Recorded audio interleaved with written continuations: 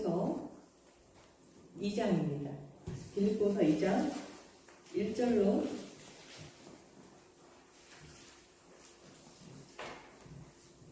5절까지입니다. 1절에서 5절까지 제가 봉독해 올리겠습니다. 빌립보서 2장 1절에서 5절까지입니다. 그러므로 그리스도 안에서 여러분에게 무슨 격려나 사랑의 무슨 위로나 성령의 무슨 교제나 무슨 동정심과 자비가 있거든 여러분은 같은 생각을 품고 같은 사랑을 가지고 뜻을 합하여 한마음이 되어서 내 기쁨이 넘치게 해 주십시오. 무슨 일을 하든지 경쟁심이나 허영으로 하지 말고 겸손한 마음으로 하고 자기보다 서로 남을 낮게 여기십시오. 또한 여러분은 자기 일만 돌보지 말고 서로 다른 사람들의 일도 돌보아 주십시오. 여러분 안에 이 마음을 품으십시오. 곧 그리스도 예수의 마음이기도 합니다. 아멘. 네, 오늘 말씀의 제목은 그리스도 예수의 마음을 품으라. 다 같이 한번 해볼까요? 그리스도 예수의 마음을 품으라. 예수의 마음을 품으라. 그리스도 예수의 마음을 품으라. 자, 우리는 하나님이 창조하실 때에 하나님의 형상대로 창조하셨다 그랬거든요. 그럼 우리 마음속에 우리 여기 빌립보 2장 1절에 나온 것처럼 무슨 격려나 사랑이나 성령의 교제나 동정심이나 자비가 있거든 이렇게 말씀을 하셨잖아요. 그러면 하나님께서 우리를 창조하실 때는 원래 이게 있었다는 얘기예요. 그렇죠? 있거든 이렇게 했잖아요. 있거든 여러분은 같은 생각을 품고 이렇게 말씀하셨단 말이에요. 정말 하나님께서는 우리를 하나님의 형상대로 창조하실 때 정말 아름다운 모습이었고 보시기에 심히 좋았더라. 아름다웠더라. 하나님의 그 창조 역사를 보면 막 감탄하시는 그런 장면이 나오잖아요. 그런데 우리가 하나님과의 관계가 끊어지면서 아담과 이브가 죄를 범하면서 하나님과의 관계가 단절이 됐어요. 그러면서 그 하나님의 형상을 갖고 있었던 걸 우리가 잃어버린 거죠. 원래 있는데 잃어버려서 그 뒤로부터는 눈이 밝아져 선악과를 먹으니까 선과 알게 하는 그 눈이 밝아져가지고 우리가 사람을 보면 비교하고 판단하고 정죄하고 이렇게 생기면서 죄를 범하게 됐단 말이에요. 우리가 스스로 죄를 많이 범하게 됐단 말이에요. 그렇다면은 여러분 여기 보면 오늘 빌립보서는 바울이 빌립보 교회에 보내는 편지거든요. 여기에 너희가 그러므로 그리스도 안에서 여러분에게 무슨 격려나 무슨 사랑의 위로나 성의 무슨 교제나 무슨 동정심과 자비가 있거든 이 얘기는 분명히 거기에 이런 것이 부족해서 어떤 문제가 발생한 거예요. 그렇죠? 문제가 발생했으니까 너네가 이런 게 있으면 이렇게 하거라 이렇게 당부하는 지금 편지거든요. 자, 우리가 왜 지금 이 말씀하신 거 교회 안에 우리가 서로 격려하고 사랑하고 위로하고 동정하고 생각을 하나로 품고 남을 돌보고 이렇게 하면 이 교회가 얼마나 아름다운 교회겠어요. 그렇죠? 그 공동체가 하나님이 원하시는 이 땅의 천국이 바로 이 교회의 모습이 이런 모습이거든요. 근데 지금 우리가 이런 모습이 온전하게 있지는 않잖아요. 일부 있기도 하고 없기도 하고. 그래서 세상 속에 교회가 있고 교회 안에 또 세상 모습이 있고 이런 모습을 우리가 보잖아요. 자, 그럼 우리가 여기서 좀 봐야 되는 게 저는 이제 이 말씀을 묵상하면서 뭐를 봤냐면 우리가 우리가 하나님의 형상대로 창조했다고 하는데 우리가 이런 하나님을 다시 믿게 되면 연결이 돼서 그걸 회복을 해야 되거든요. 그렇죠? 회복할 수 있겠죠. 근데 우리는 근원적으로 딱 그 하나님하고 단절이 되면서 그 끊어진 그 고리가요, 우리에게는 어떤 현상으로 나타나냐면 이런 거예요. 우리 안에는 뭔가로 아무리 채워도 채울 수 없는 어떤 공허감이 있어요. 공허감이. 최근에 제가 이제 잘 아는 분이 은퇴를 한 2년 앞뒀어요. 우리 겉으로 볼 때는 너무 좋은 곳으로 직장 임시가 발령이 나고 그냥 너무나 평화롭고 아주 괜찮은 그런 데인데 그분하고 이제 제가 좀 통화를 했어요. 그랬더니 제가 요즘에 퇴근하면 너무 공허해요. 이렇게 하시더라고요. 너무 공허해서 뭐를 해야 되겠다고. 그 전에는 너무 그 분주함 때문에 그 공허감을 몰랐는데 조금 덜 바꿔지니까 이게 공허감이 막 밀려와서 참 견디기가 힘들다고 하시더라고요. 그런 느낌을 여러분도 좀 느껴보신 적이 있을까요? 그 전업주부들은 예전에 한참 그런 얘기 했어요. 빈둥지 증후군. 애들 다 키우고 남편 안정되고 다 열심히 살았는데 이제는 애들도 나를 필요로 하지도 않고 남편도 뭐 그냥 그러고 이게 너무 허전한 거예요. 할 일이 없어진 것 같고 뭐 그런 공허함도 있을 것 같고요. 또 최근에 어떤 사람 제가 한 33년 만에 예전에 직장 동기인데 연락이 왔어요. 그 연락이 됐어요. 근데 정말 소송창고 지금 제 나이면 거의 뭐 간부죠. 다 병 이러면서 간부예요. 너무 정말 죽을 만큼 힘들어서 직장을 그만두어라 이렇게 얘기를 하더라고요. 간부였거든요.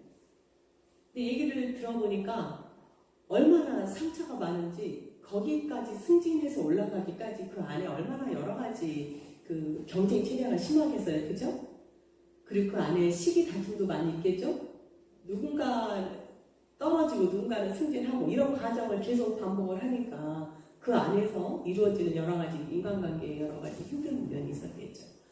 그래서 이제 퇴직을 했다고 하면서 이제 전화하고 왔는데 대화를 하는 도중에 내가 지금 내 자존감이 바닥이다. 그렇게 하더라고요. 바닥이다. 도저히 내가 더 있으면 죽을 것 같아서 퇴직을 했다.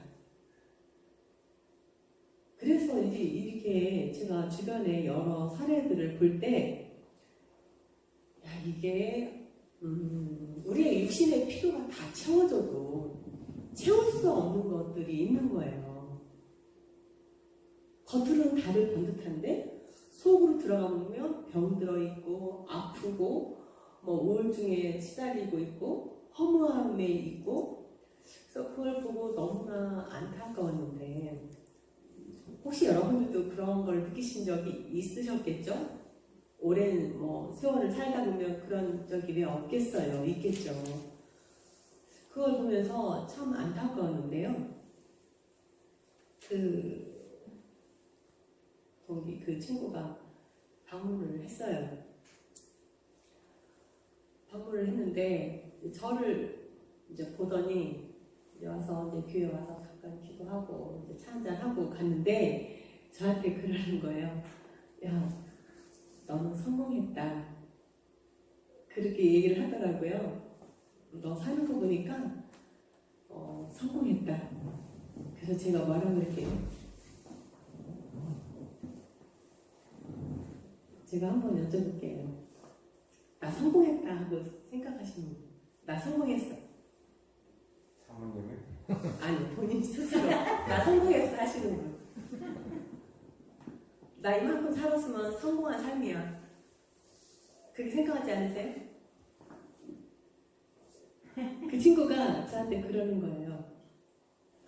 명아, 너는 성공했다. 너 사는 거 보니까 성공했네. 제가 별 얘기를 안 했어요. 잠깐 와서 교회 방문해서 차 한잔 마시고 간 거밖에 없어요. 제가 뭐라고 그랬냐면, 그럼 나 성공했지. 제가 그랬어요. 내가 하나님 만나서 이렇게 목회하고 사는 거는 정말 성공한 거야. 내 최대의 성공이다. 그렇게 했거든요. 자신 있게 했어요. 장로님 성공하셨죠? 아멘. 아멘이죠. 내가 하나님 만나고 사는 건 정말 성공한 삶 아니에요? 네, 그런 우리가 저는 정말 성공했다 생각하거든요.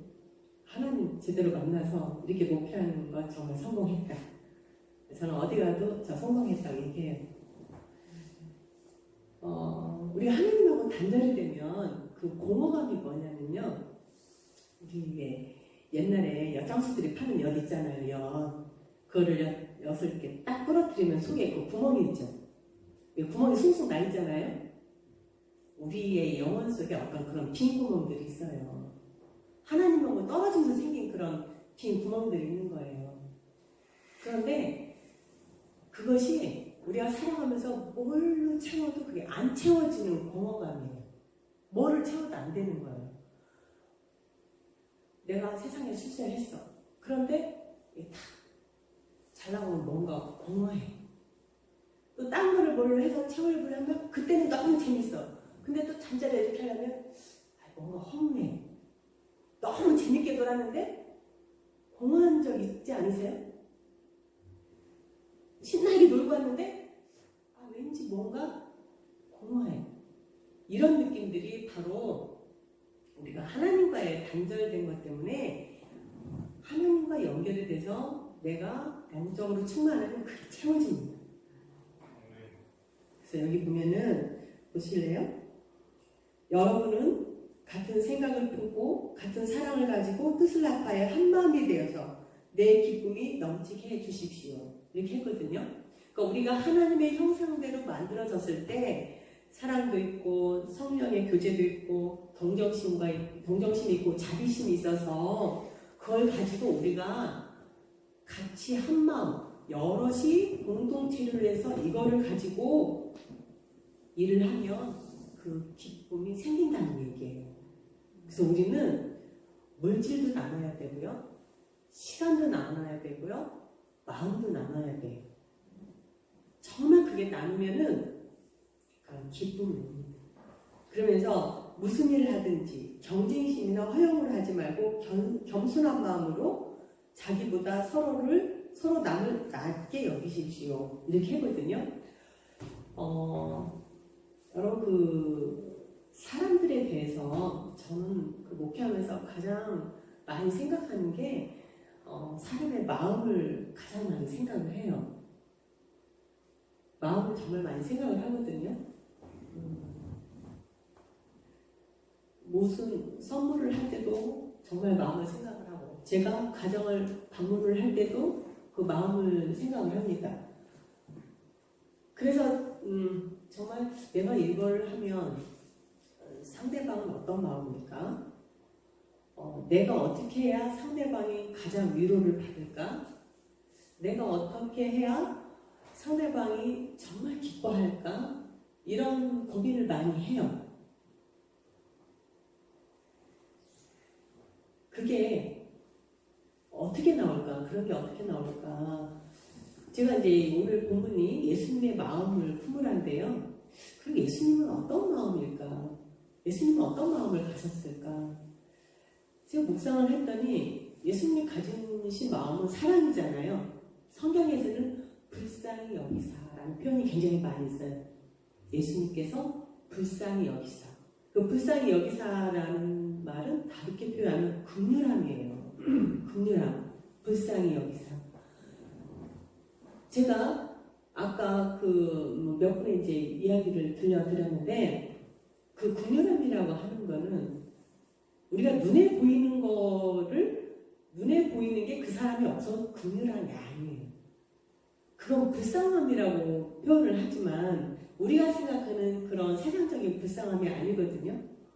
뭐냐면 하나님과 단절이 되어서 중심이 없으니까 늘 흔들리는 거죠.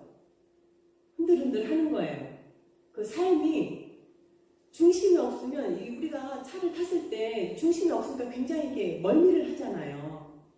근데 운전하는 사람은 멀미 안 하죠. 운전하는 사람은 그 차의 이렇게 움직임에 따라 중심을 잡아서 멀미를 안 하는 거거든요. 그런데 탄 사람들은 먼 일을 한단 말이에요. 중심이 없어서. 그러니까 하나님을 제대로 만나지 못한 사람들이 그 중심이 없으니까 이 세상 가운데서 중심을 잡고 살려고 얼마나 그 애를 쓰는지 그 모습을 보면 각자가 그렇게 안쓰러울 수 없어요. 그게 국룰하는 것 같아요. 제가 볼 때는. 저는 그런 마음이 들어요. 그래서 그 오랜만에 30몇 년 만에 만난 그 친구를 봐도 그런 국률함이 생겨요.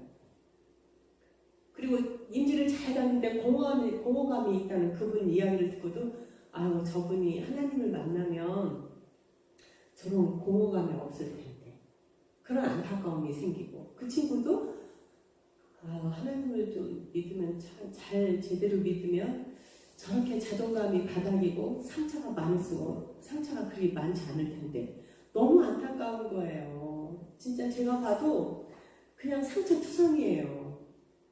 그렇게 고위직에 있으면서 자기가 한마디면 그냥 수백 명이 이렇게 착착착착 움직이는 사람인데도 그 안에서 얼마나 상처를 많이 받았는지 무슨 이야기를 하면 있는 대로 얘기가 안 돼요. 엄청난 그 피해의식과 열등감과 그 왜 꼬인 거 있죠. 그냥 이야기했는데도 저 사람 내 욕하고 있는 것 같아. 이렇게 받아들이는 거예요. 너무 막 마음이 안쓰럽더라고요. 근데 갑자기 와서 제가 뭐 줄 게 없잖아요. 그래서 이제 뭐 밤도 몇 개 있는 거 조금 이렇게 하고 뭐 호박 있는 거 하나 주고 뭐 대추든지 몇 개 주고 뭐 배 하나 뭐 이렇게 해가지고 이렇게 박스를 하나 만들어서 줬어요. 가는 길에. 그랬더니 그 친구가 문자가 왔어요. 그 친정엄마의 그 따뜻함을 내가 너한테 받고 가는구나. 그래서 한 주를 따뜻한 위로로 시작할 수 있게 해줘서 너무 고맙다. 이렇게 문자가 왔더라고요. 그래서 우리가 정말 그 잃어버리고 사는 그런 마음들이 잃어버리고 사는 하나님께서 주어주신 그 형상을 잊어버리고 사는 것이 얼마나 안타까운 일인지 그럼에도 우리는 하나님을 믿어서 하나님 중심을 다 붙잡고 우리의 감정 속에 우리 그 인간의 하나님과의 단절된 그 빈 구멍 숭숭 떨어진 이 구멍에 하나님의 말씀으로 채우고 예수 그리스도의 마음으로 채워서 흔들리지 않고 이 땅에서 굳건히 살아갈 수 있다는 게 얼마나 큰 복이에요. 성공 아닙니까? 무엇보다도 가장 큰 축복 아니에요? 저는 뭐 그런 것이 막 진짜 막 흘러 넘쳐요. 정말 감사해요. 그리고 저는 우리 교회 성도님들이 사실 너무 예뻐요. 한 분 한 분이 그냥 예쁘다는 표현이 좀 그렇긴 하지만 정말 저는 귀하고 너무 예뻐요. 성도님 한 분 한 분이 귀하고 그냥 표정 하나만 봐도 그냥 기분이 좋고 막 그렇거든요. 그런 마음을 주시는 게 이게 예수님의 마음이구나. 그런 생각이 들어요. 아마 그 예수님의 마음을 품으라고 하는 게 그 궁휼함을 품으라고 하는 것 같아요. 예수 그리스도의 마음이 사랑인데 그거를 조금 달리 표현을 하면 궁휼함이 아닐까. 누구나 우리 사람은 불쌍히 여김을 받아야만 사는 존재들이에요. 우리는 주님께서 우리를 불쌍히 여겨주시기 때문에 우리가 주님으로 채워서 사는 거거든요. 그래서 지금 우리가 그 영차 하고 있잖아요. 영차 축제를 하고 있잖아요. 그러면 우리가 이 품은 마음을 가지고 그분들 한 명을 위해서 기도를 할 때 그런 안타까운 마음이 우리 안에 좀 더 흘러 넘쳤으면 좋겠어요. 그래서 정말 예수님을 꼭 만나고 진짜 하나님을 잘 믿고 살았으면 좋겠다.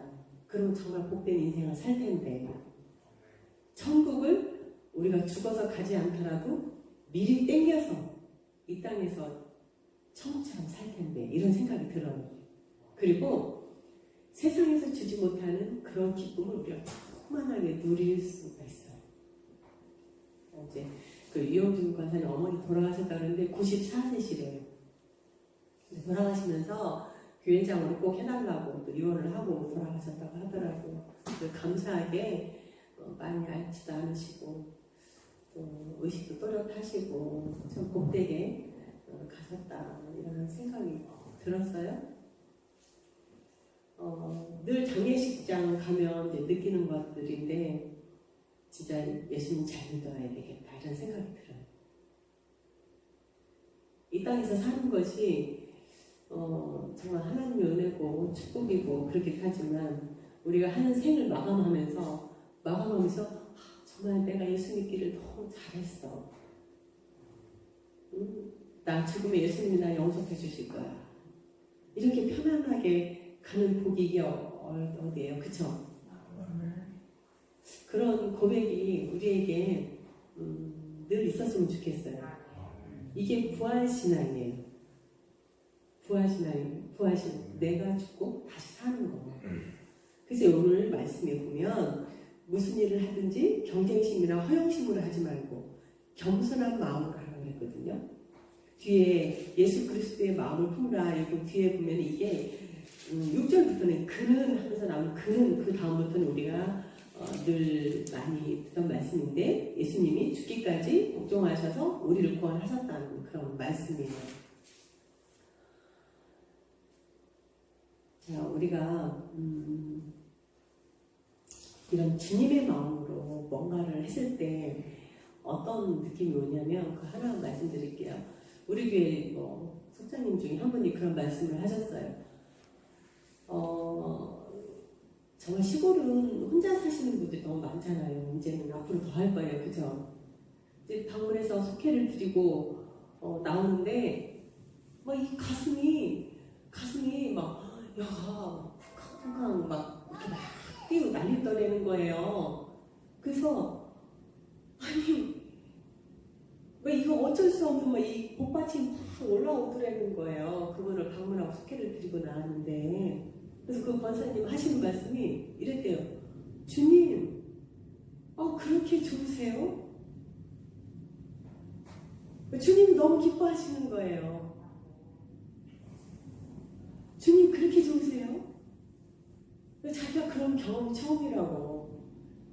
자기가 그분 한 분 방문해서 예배 드리고 그냥 말씀 나누고 왔는데 이 속에서 막 주님이 기뻐하시는 게 막 이 가슴에서 느껴져가지고 그런 고백을 저한테 하시더라고요. 그래서 사역할 때 주님 그렇게 좋으시냐고 그렇게 기쁘시냐고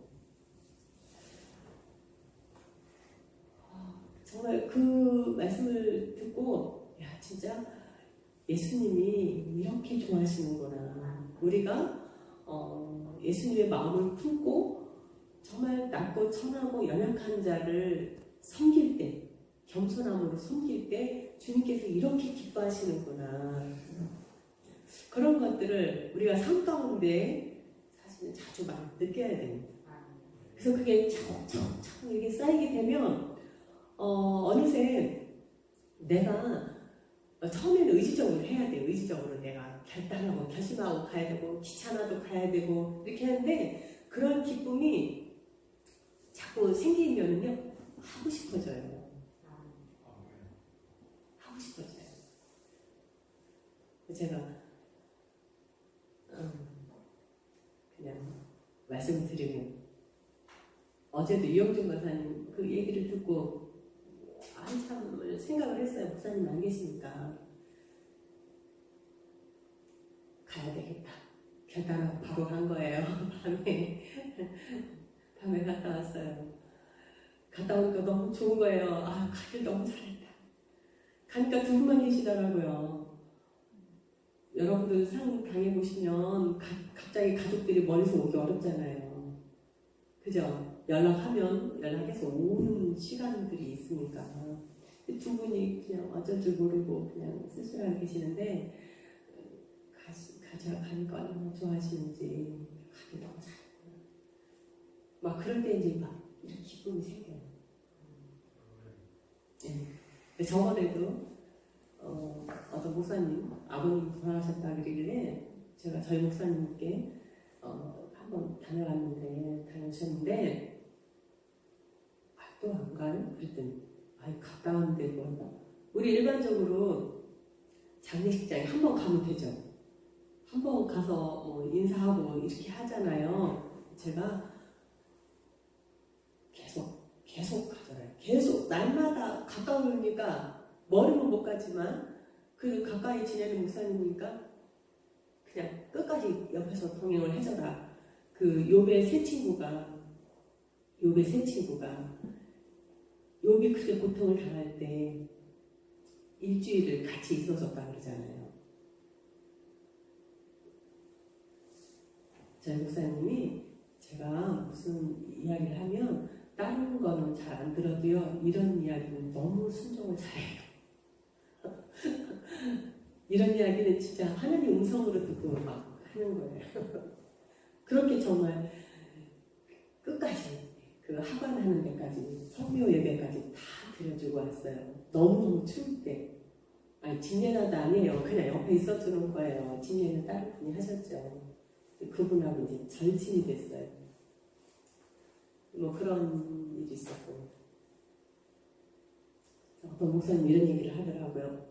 우리가 지금 섬기고 나누는 일을 하잖아요. 내가 나는 이만하면 됐어. 이렇게 할 때 내가 생각할 때 이만하면 됐어까지 하는 게 아니고 상대방이 느낄 때까지 해야 된대. 기준이. 내 기준으로 이만하면 됐어가 아니고 상대방이 느끼도록 내가 사랑을 받고 있어. 나 정말 저분이 나한테 너무 진짜 위로를 줬어. 위로 받았다고 느낄 때까지 위로를 해줘야 되고 사랑받았다고 느낄 때까지 사랑을 해줘야 된대요. 저는 그 말씀이 잘 잊혀지질 않아요. 내 기준이 아니라 상대방이 느끼도록 해줘야 된다. 그래서 오늘도 이 빌립보서 말씀을 통해서 우리가 좀 묵상을 했으면 좋겠습니다. 예수님의 마음은 뭐지? 어떤 일을 당했을 때 예수님이라면 어떻게 하셨을까? 이런 묵상을 좀 하면 내 생각으로 하는 게 아니고 그때 하는 거는 예수님의 생각으로 하는 거예요. 그러면 그 순간에 성령님이 역사를 하셔서 내가 미처 할 수 없는 걸 하게 해주시고 그 다음에 내가 하지 않았는데 저절로 이루어지는 경우가 있어요. 내가 요거를 하나 딱 건드렸는데 이거 건드리는 순간 이 안에서 놀라운 변화가 내가 한 번 건드렸을 뿐인데 이렇게 놀라운 변화가 일어나는 일들이 굉장히 많이 있어요. 사실 그런 게 우리가 일상에서 하나님을 만나면서 맛보는 기적이에요. 놀랍죠.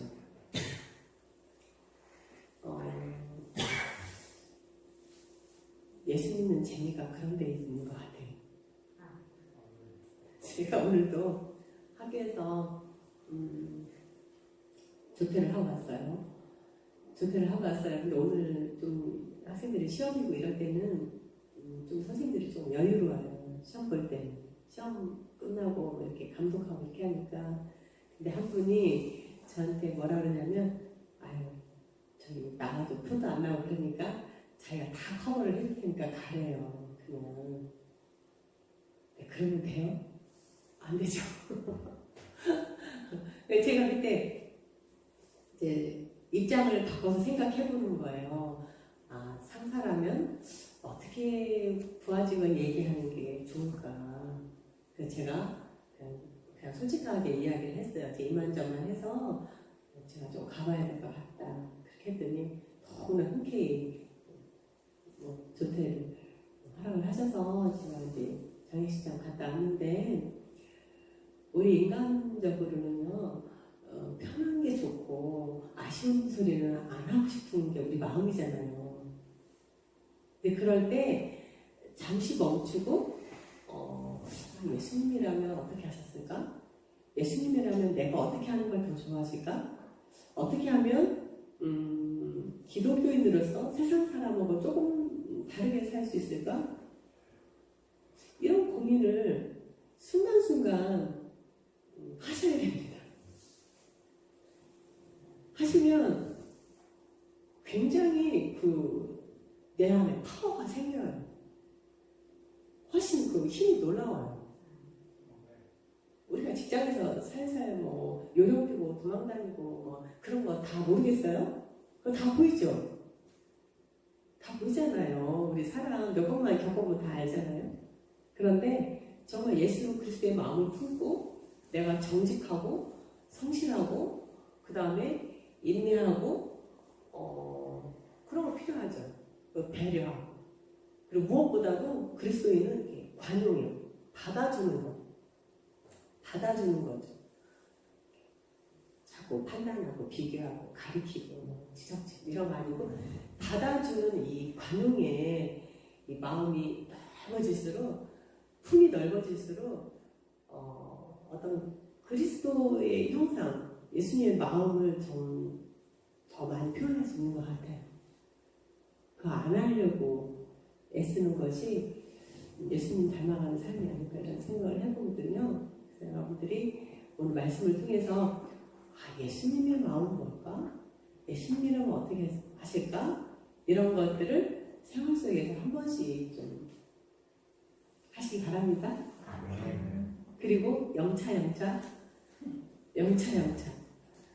내 한 영혼을 찾아서 정말 그 한 영혼을 긍휼함을 가지고 마음에 품고 꼭 기도하셔야 해요. 네. 아무 나랑 이해 상관없는 그분들을 위해서 기도할 때 내 마음이 이렇게 커져요. 그리고 하나님께서 부어주시는 그 성령의 능력, 그 열매 이런 것들이 막 생깁니다. 그런 것을 경험하는 놀라운 그런 영차 축제가 되시도록 여러분 기도하시고 또 힘써 애써주시기 바랍니다. 기도드립니다.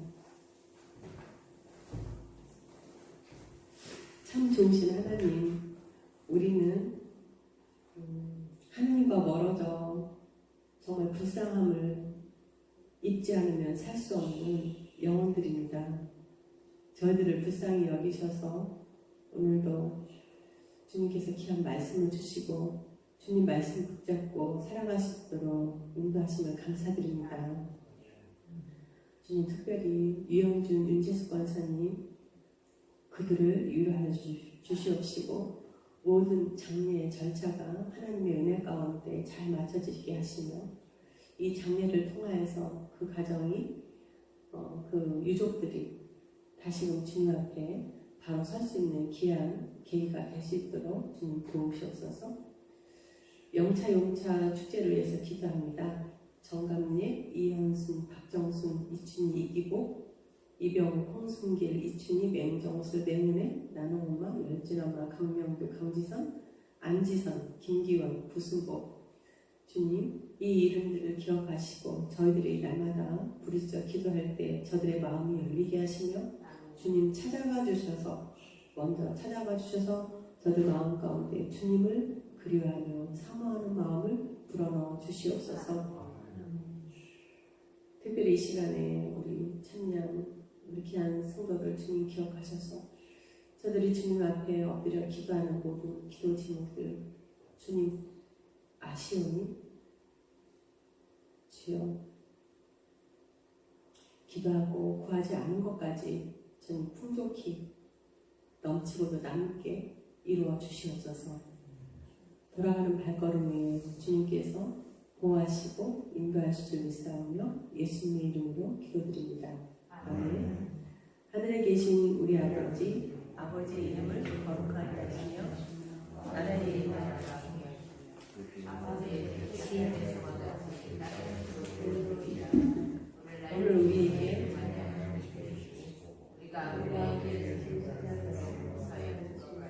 우리 죄를 용서해 주시고 우리를 시험에 빠지지 않게 하시고 악에서 구하소서. 나라와 권능과 영광이 영원히 아버지의 것입니다. 아멘. 네, 예배를 마쳤습니다.